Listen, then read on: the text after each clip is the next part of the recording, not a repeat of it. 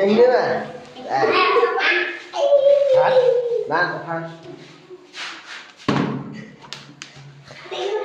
thằng thằng ngáp đây. Ngáp em chơi mà.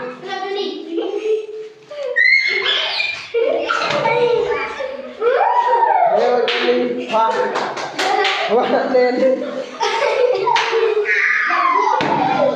Rồi, thằng ngáp có được mười.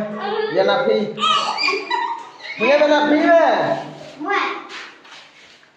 Rồi, anh khoan anh trai. Rồi, ok, lihat mau paham. Beliau paham. Rồi, lihat tak paham foto. Dah nak cerita ter. Ter